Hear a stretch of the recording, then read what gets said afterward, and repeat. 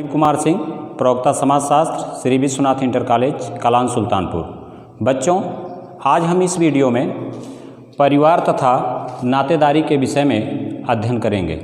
इससे पहले आपने जाति व्यवस्था के बारे में अध्ययन किया, जिसके अंतर्गत जाति व्यवस्था के गुण, जाति व्यवस्था के दोष, जाति व्यवस्था की परिभाषाएं, उसकी विशेषताएं, उनकी प्रकृति कैसी रही, इसके बारे में आप लोगों ने अध्ययन किया।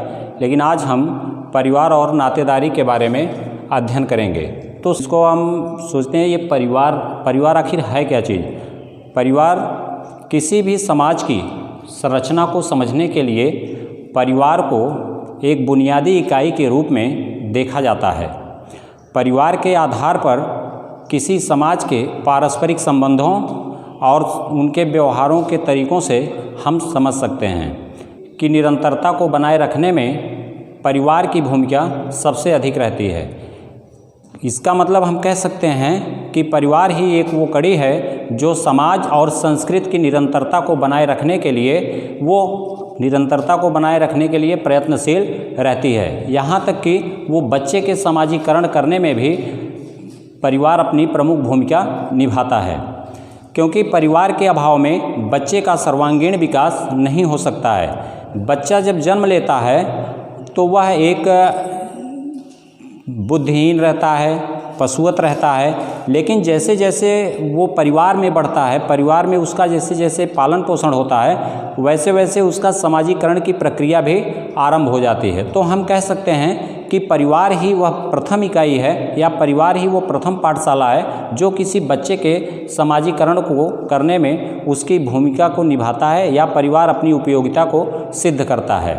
तो इस तरह से कोई भी समाज हो, उस समाज को समझने के लिए सबसे ज़्यादा जो बुनियादी इकाई है या जो प्राथमिक इकाई है वो परिवार ही है, और परिवार के माध्यम से ही किसी बच्चे का समाजीकरण होता है। और कौन सा परिवार किस तरह का है, ये समाज के उसके संबंधों में दर्शा दिया जाता है।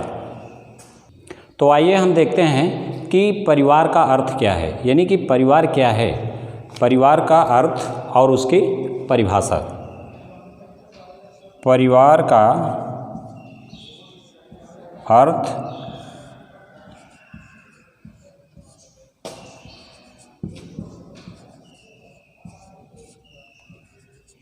और परिभाषा।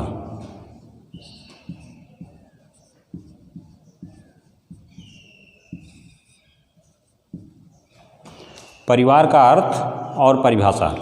हिंदी का परिवार शब्द अंग्रेजी का फैमिली शब्द का पर्याय है, और अंग्रेजी के फैमिली शब्द की उत्पत्ति लैटिन भाषा के फेमुलस शब्द से हुई है। हिंदी का जो परिवार है, परिवार शब्द की उत्पत्ति जो है, परिवार शब्द की उत्पत्ति अंग्रेजी के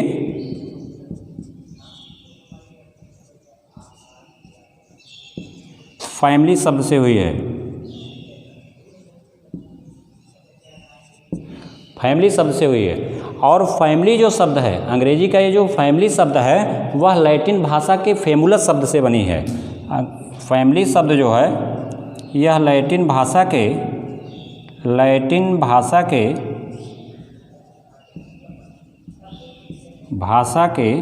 फेमुलस शब्द से हुई है।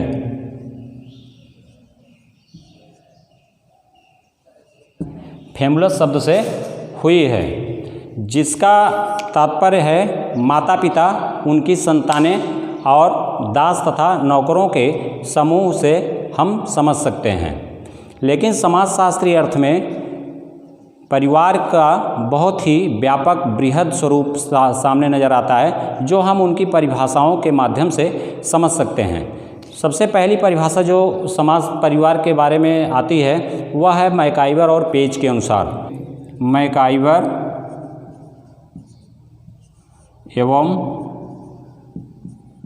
पेज के अनुसार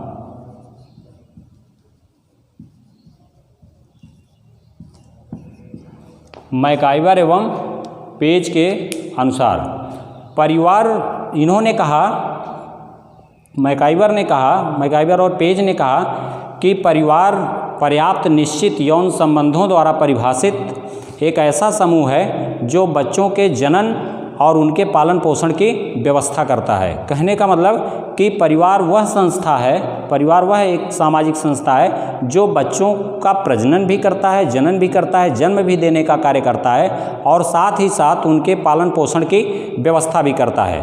दूसरी जो परिभाषा आपकी आती है वह है लूसी मेयर के अनुसार। लूसी मेयर के अनुसार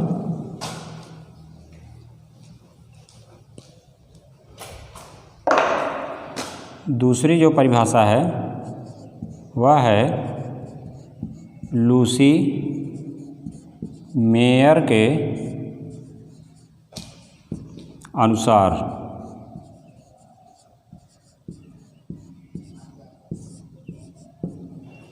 लूसी मेयर के अनुसार लूसी मेयर ने परिवार को एक गृहस्थ समूह कहा है और इन्होंने कहा है कि जिसमें माता पिता और उनकी संतान रहती हैं। दूसरे शब्दों में हम कह सकते हैं कि एक ऐसा परिवार जिसमें पति पत्नी और उसके अविवाहित बच्चे रहते हों, ऐसे समूह को हम परिवार की संज्ञा देते हैं। और तीसरी जो सबसे महत्वपूर्ण परिभाषा है वह है एंडरसन के अनुसार। एंडरसन के अनुसार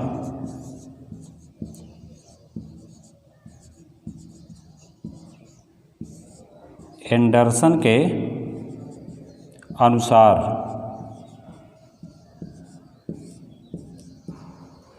एंडरसन के अनुसार एंडरसन ने कहा कि परिवार का एक रूप यह भी है जिसमें हम जन्म लेते हैं और दूसरा रूप वह भी है जिसमें हम स्वयं बच्चों को जन्म देते हैं। कहने का मतलब एंडरसन के अनुसार उन्होंने कहा कि परिवार का एक रूप तो यह है कि जिसमें हम स्वयं जन्म लेते हैं और दूसरा रूप वह है कि जिसमें हम स्वयं बच्चों को जन्म देते हैं।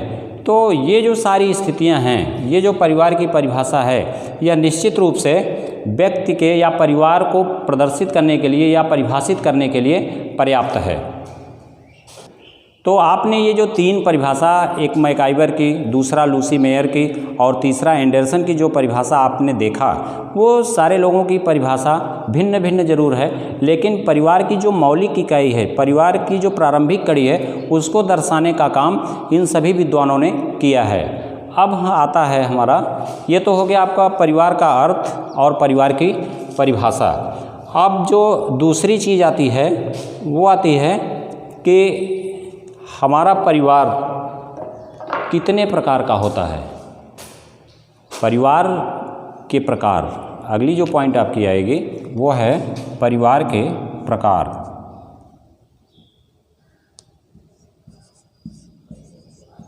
परिवार के प्रकार।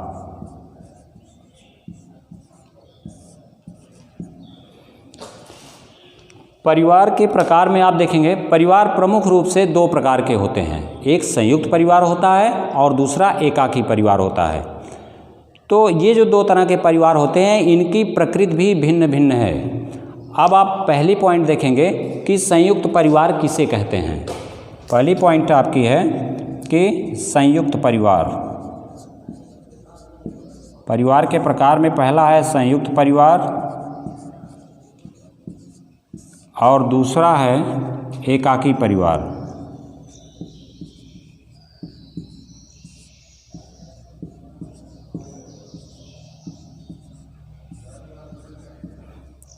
तो संयुक्त परिवार किसे कहते हैं, संयुक्त परिवार क्या है? तो आप जानेंगे कि संयुक्त परिवार में एक साथ कई पीढ़ियों के लोग साथ साथ रहते हैं और जिनका रसोई पूजा पाठ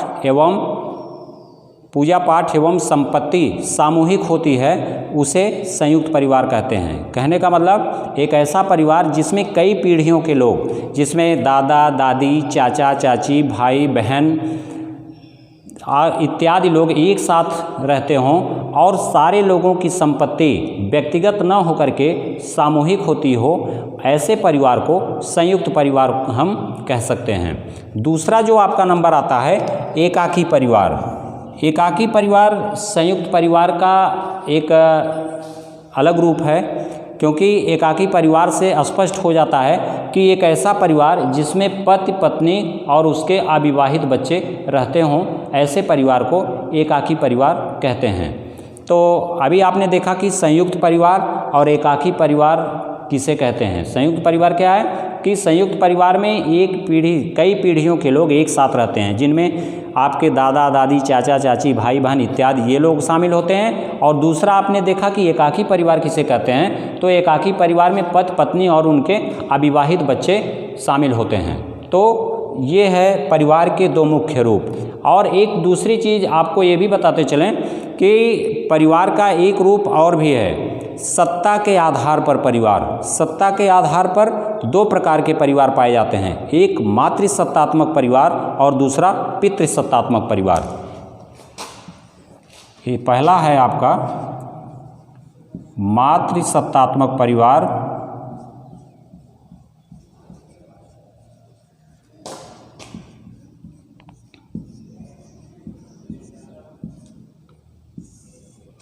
और दूसरा है पितृसत्तात्मक परिवार।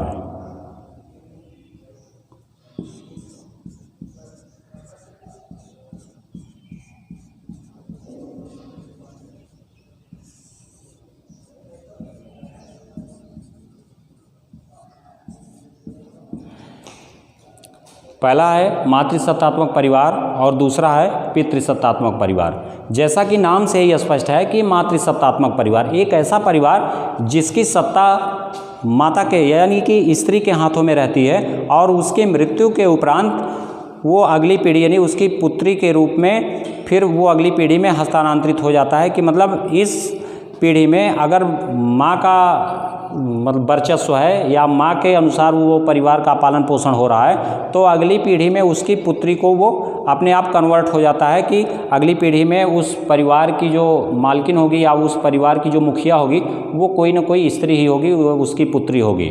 तो इस तरह से मातृसत्तात्मक परिवार एक ऐसा परिवार है जिसमें की मालकिन या जिसका मुखिया जो है, जिसकी मुखिया स्त्री ही होती है। और दूसरा जो आपका है पितृसत्तात्मक परिवार, इस परिवार का कर्ता धर्ता पिता होता है, और पिता के उपरांत अगली पीढ़ी में उसके पुत्र को वो सारी जिम्मेदारियां प्रदान कर दी जाती हैं। तो पितृसत्तात्मक परिवार या मातृसत्तात्मक परिवार ये सत्ता के आधार पर या वंश के आधार पर इस तरह के दो परिवार पाए जाते हैं। तो आपने देखा कि परिवार के प्रकार में संयुक्त परिवार और एकाकी परिवार, और सत्ता के आधार पर मातृसत्तात्मक परिवार और पितृसत्तात्मक परिवार। लेकिन प्रमुख रूप से परिवार दो ही प्रकार के होते हैं, संयुक्त परिवार और एकाकी परिवार। तो अब हम देखेंगे संयुक्त परिवार की विशेषताएं। संयुक्त परिवार की विशेषताएं। संयुक्त परिवार की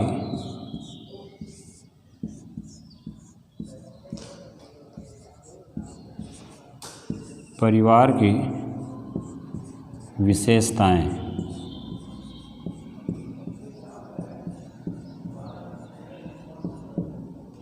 संयुक्त परिवार की विशेषताएं। इसकी जो पहली पॉइंट आएगी विशेषताओं में आएगी बड़ा आकार। बड़ा आकार। संयुक्त परिवार की विशेषताओं में पहली पॉइंट है बड़ा आकार। इनके आकार में परिवर्तन हुआ है, यानी कि आज इनका परिवार पहले की अपेक्षा 40-50 सदस्यों वाला न रह करके कम सदस्यों वाला बन करके रह गया है। लेकिन आज भी एकाकी परिवार की तुलना में संयुक्त परिवार का आकार बहुत बड़ा है। तो हम कह सकते हैं कि संयुक्त परिवार जो है वह कई लोगों से मिलकर के बना हुआ एक समूह है, जिनमें 1 से 3-4 पीढ़ियों के लोग भी निवास करते हैं, और इनके सदस्य की संख्या 40 से 50 तक हो जाती है। लेकिन वर्तमान परिस्थिति में अनेक परिवर्तन के कारण संयुक्त परिवार का आकार छोटा हुआ है, लेकिन आज भी यह एकाकी परिवार की तुलना में काफ़ी ज़्यादा है। दूसरी पॉइंट जो आपकी आती है वो है सामान्य निवास। दूसरी जो पॉइंट है वो है सामान्य निवास।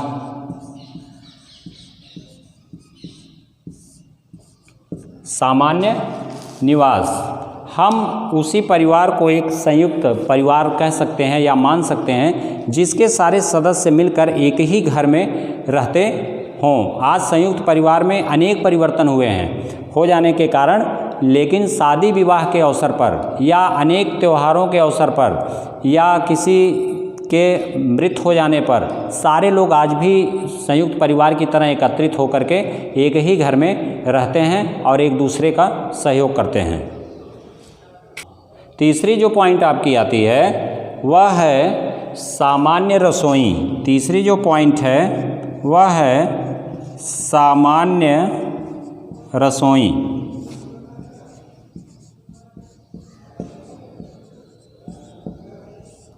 सामान्य रसोई कहने का मतलब है कि संयुक्त परिवार में सभी सदस्य एक ही रसोई में बना हुआ भोजन करते हैं और भोजन बनाने में उस परिवार की संयुक्त परिवार की सभी स्त्रियां एक दूसरे का सहयोग करती हैं।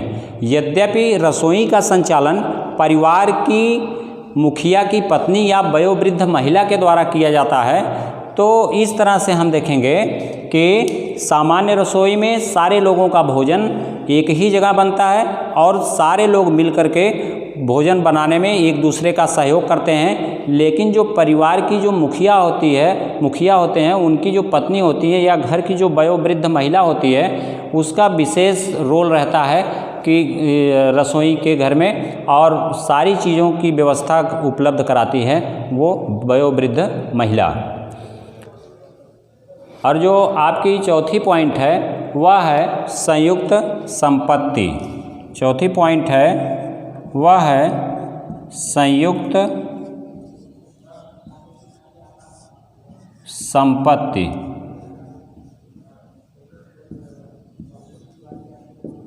संयुक्त संपत्ति से तात्पर्य है कि कानूनी और सामाजिक दृष्टि से संयुक्त परिवार के सदस्यों के बीच संपत्ति का कोई बंटवारा नहीं होता है।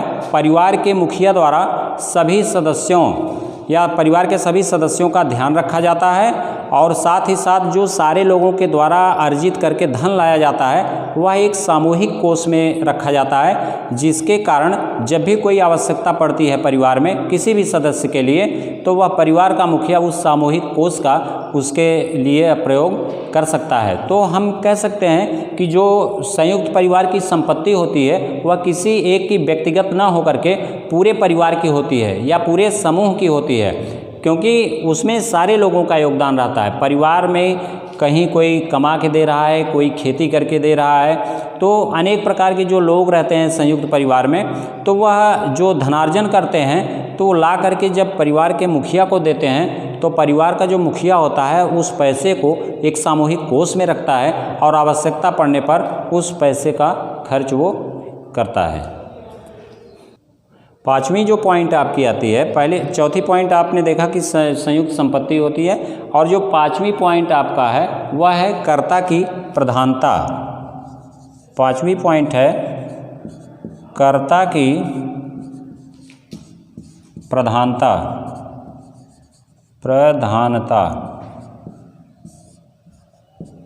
संयुक्त परिवार में जो मुखिया होता है या संयुक्त परिवार के मुखिया को ही कर्ता कहा जाता है। तो ये जो कर्ता होता है पूरे परिवार में इसकी प्रधानता होती है, इसकी बातों को लोग मानते हैं और यह जो है यह समस्त आय की परिवार की आय की व्यवस्था करता है और विभिन्न सदस्यों को कार्य सौंपता है। जो कार्य का डिवाइडेशन है, जो कार्य को विभिन्न लोगों में डिवाइड करना है, उसका कार्य जो है कर्ता ही अपने माध्यम से करता है। तो इस तरह से संयुक्त परिवार की विशेषताओं में आपने देखा कि पहली चीज़ तो संयुक्त परिवार का जो आकार होता है वो बहुत बड़ा होता है। एक साथ कई लोग रहते हैं, कई पीढ़ियों के लोग रहते हैं, यहाँ तक कि उस संयुक्त परिवार की संख्या 40 से 50 तक हो सकती है। दूसरा है कि सामान्य निवास, यानी कि संयुक्त परिवार के लोग सभी लोग एक ही घर में सामान्य तरीके से रहते हैं, उनका सभी लोगों का आवास एक ही जगह होता है, एक ही परिवार के सदस्य होने के कारण। तीसरी जो पॉइंट आपने देखा कि सामान्य रसोई, तो परिवार सारे सदस्यों का जो भोजन है संयुक्त परिवार में वह एक ही रसोई में बनता है और उस रसोई में घर की सभी स्त्रियां सहयोग करती हैं और मुख्य रूप से जो वयोवृद्ध महिला होती है वह पूरी ईमानदारी के साथ देखभाल करती है। और संयुक्त परिवार की संपत्ति में आपने देखा कि यहाँ की संपत्ति व्यक्तिगत ना होकर के पूरे परिवार की होती है। जब आवश्यकता पड़ती है तो घर का मुखिया जो होता है उसके अनुरूप वो खर्च करता है। और पांचवी पॉइंट आप जो देखें कर्ता की प्रधानता में, कि संयुक्त परिवार का जो मुखिया होता है वो कर्ता होता है, वो वही मुख्य रूप से प्रधान होता है और वही सारी चीज़ों की व्यवस्था करता है। तो बच्चों, आपने संयुक्त परिवार की विशेषताओं के बारे में अभी आपने अध्ययन किया। अब हम चलते हैं कि संयुक्त परिवार के लाभ क्या हैं, यानी कि संयुक्त परिवार होने से क्या लाभ हमें मिल सकते हैं। तो जो पहली पॉइंट संयुक्त परिवार के लाभ, हेडिंग आपकी है संयुक्त परिवार के लाभ। संयुक्त परिवार के लाभ।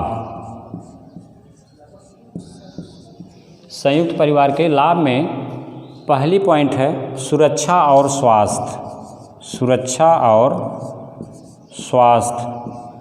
सुरक्षा और स्वास्थ्य।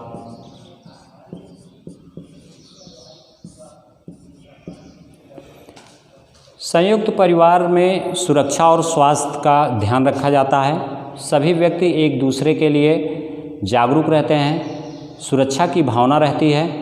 अगर कहीं कभी कोई विवाद हो गया किसी के यहाँ से तो सारे लोग एकजुट होकर के उस समस्या के समाधान के लिए एक साथ खड़े हो जाते हैं। कोई व्यक्ति परिवार में अगर बीमार पड़ गया तो सारे लोग परेशान हो जाते हैं। तो संयुक्त परिवार की जो कार्य प्रणाली है वो आप सीधे से आप समझ सकते हैं कि एक के लिए सब और सबके लिए एक की परंपरा का निर्वहन करता है। तो संयुक्त परिवार की ये प्रमुख लाभों में से एक है कि यहाँ सुरक्षा और स्वास्थ्य सबकी देखभाल सारे लोगों के द्वारा किया जाता है। दूसरी जो पॉइंट आपका है इसमें संयुक्त परिवार के लाभ में ये है विभिन्न कार्यों का विभाजन। दूसरी जो पॉइंट है यह है विभिन्न कार्यों का विभाजन।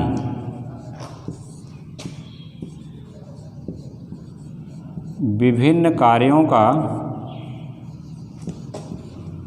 विभाजन।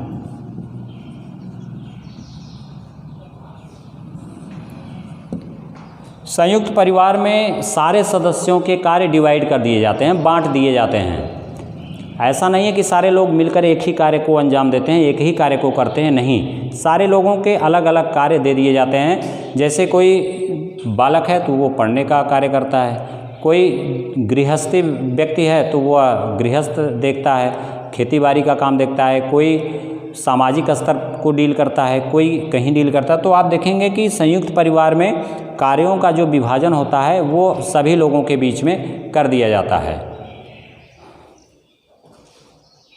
और तीसरी जो पॉइंट है आपकी वो है भावी पीढ़ी का समुचित विकास।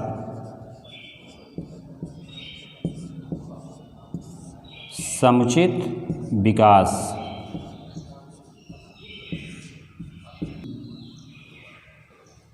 क्या हुआ? और तीसरी जो पॉइंट है वो है भावी पीढ़ी का समुचित विकास।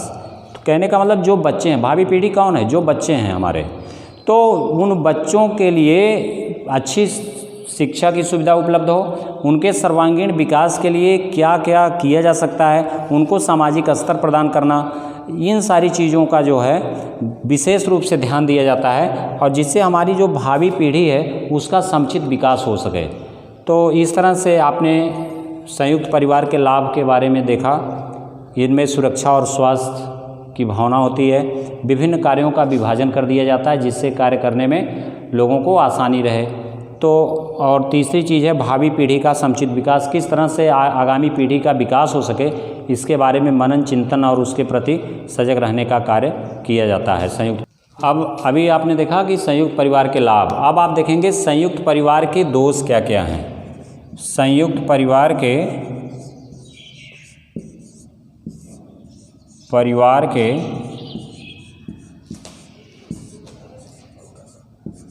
दोष। संयुक्त परिवार के दोष में पहली पॉइंट आप देखेंगे स्त्रियों की निम्न स्थिति। स्त्रियों की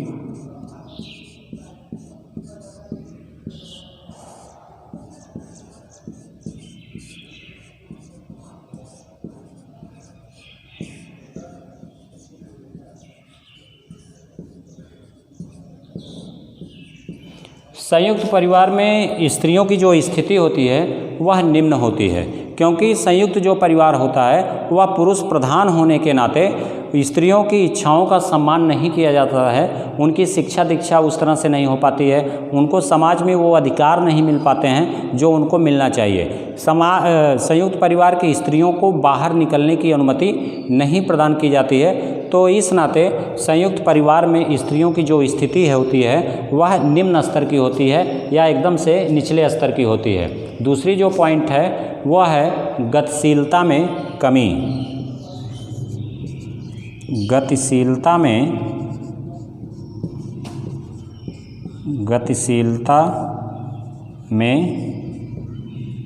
कमी।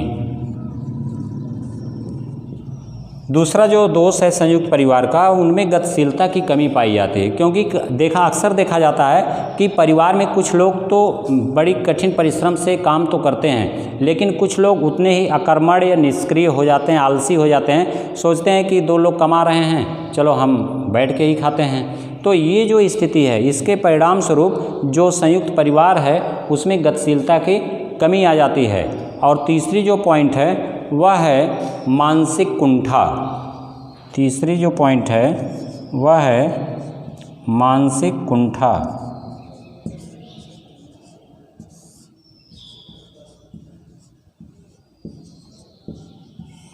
मानसिक कुंठा। संयुक्त परिवार में मानसिक कुंठा अधिक पाया जाता है, क्योंकि वहाँ जो व्यक्ति होते हैं वह स्वतंत्र नहीं हो पाते हैं, चूँकि वहाँ पे एक मुखिया होता है, उसी के दिशा निर्देश में लोगों को पालन करना पड़ता है, चाहे उनकी परिवार के अन्य सदस्यों की इच्छा हो चाहे नहीं हो, लेकिन जो मुखिया ने कह दिया उनकी बात को मानना ही है। इस तरह से जो वहाँ के और सदस्य रहते हैं वो मानसिक कुंठा के शिकार हो जाते हैं, वो खुल कर के अपनी बात को उनके सामने रख नहीं सकते हैं, उनकी हिम्मत नहीं होती है कि अपनी मुखिया के सामने वो अपनी बातों को रख सकें। इसलिए संयुक्त परिवार में कुंठा की स्थिति अधिक पाई जाती है। तो ये रहा आपका संयुक्त परिवार के दोष। और अब हम जानेंगे जो आपकी इसमें दूसरी यूनिट है। पहला तो हो गया आपका परिवार, और जो दूसरी यूनिट है वो है नातेदारी। नातेदारी, ये नातेदारी क्या है, या नातेदारी आप एकदम स्पष्ट समझ लें कि नातेदारी को हम 3 श्रेणियों में विभाजित कर सकते हैं, लेकिन एक एक कार्ड है ना। अब हम तो आप देखेंगे कि नातेदारी क्या है या नातेदारी हम किसे कहते हैं। तो नातेदारी वह संस्था है जिसके अनुसार जन्म और विवाह के फलस्वरूप या विवाह के आधार पर बनने वाले समूह के सदस्यों के पारिवारिक संबंधों का निर्धारण किया जाता है या निर्धारण होता है। और मतलब विवाह और जन्म के आधार पर नातेदारी की श्रेणियों को विभाजित किया जाता है। तो इसके जो रूप हैं, इसके जो प्रकार हैं, प्रमुख रूप से इसके 3 प्रकार पाए जाते हैं। पहला है नातेदारी की श्रेणियों में प्राथमिक नातेदार, दूसरा है द्वितीयक नातेदार और तीसरा है तृतीयक नातेदार। तो हम देखते हैं कि प्राथमिक नातेदार किसे कहते हैं। श्रेणी नातेदारी की श्रेणियों में पहला जो आपका है वह है प्राथमिक नातेदार। प्राथमिक नातेदार।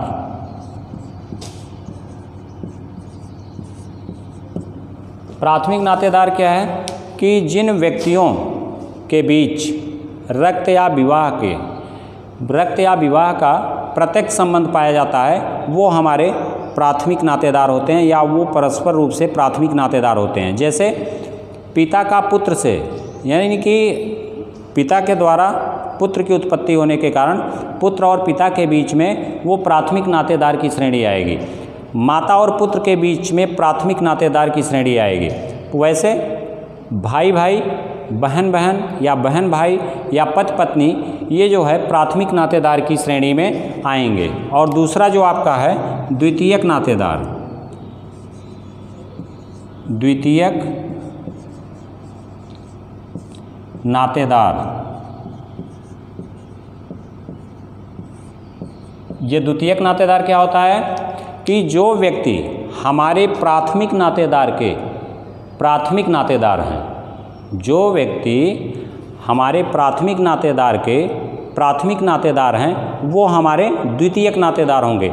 जैसे जन्म लेने के उपरांत हम अपने पिता के प्राथमिक नातेदार हैं या पिता हमारे प्राथमिक नातेदार हैं, लेकिन हमारे पिता के भाई हमारे पिता के प्राथमिक नातेदार हैं और इस स्थिति में वो हमारे द्वितीयक नातेदार कहलाएंगे। इसी तरह से माता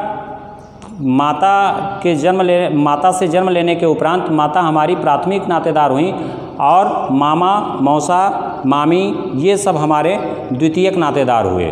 तो हम कह सकते हैं कि जो हमारे प्राथमिक नातेदार के प्राथमिक नातेदार होते हैं वो हमारे द्वितीयक नातेदार कहलाते हैं। तीसरा जो है तृतीयक नातेदार, तीसरा है तृतीयक नातेदार, तृतीयक नातेदार, तृतीयक नातेदार। अब आप देखेंगे कि तृतीयक नातेदार क्या है। तो हमारे द्वितीयक नातेदार के प्राथमिक नातेदार हमारे ये जो है हमारे तृतीयक नातेदार होते हैं। जैसे उदाहरण के लिए अपने माता पिता के सभी बहनें, हमारे माता पिता की सभी बहनें और भाई हमारे तृतीयक नातेदार होंगे, जबकि उनके बच्चे ये हमारे द्वितीयक नातेदार होंगे, जबकि उनके बच्चे हमारे तृतीयक नातेदार कहलाएंगे। जैसे मौसेरे भाई, फुफेरे भाई, ममेरे भाई ये हमारे तृतीयक नातेदार होंगे। क्यों? क्योंकि माता हमारी प्राथमिक नातेदार हैं और मामा हमारे द्वितीयक नातेदार हैं। तो द्वितीयक नातेदार के जो प्राथमिक नातेदार होंगे वो हमारे तृतीयक नातेदार होंगे। तो इस तरह से आपने देखा कि नातेदारी के अंतर्गत प्राथमिक नातेदार, द्वितीयक नातेदार और तृतीयक नातेदार। बच्चों, आज आपने परिवार तथा नातेदारी के बारे में अध्ययन किया, जिनमें आपको बताया गया कि संयुक्त परिवार क्या है, एकाकी परिवार क्या है, संयुक्त परिवार की विशेषताएं क्या है, संयुक्त परिवार के गुण क्या है, दोष क्या हैं, एकाकी परिवार क्या है, हमारे नातेदारी की व्यवस्था में क्या कौन कौन सी चीज़ें आती हैं, उनमें आपका प्राथमिक नातेदार हुआ, द्वितीयक नातेदार, तृतीयक नातेदार। तो ये अध्याय यहीं समाप्त होता है। शेष अगले वीडियो में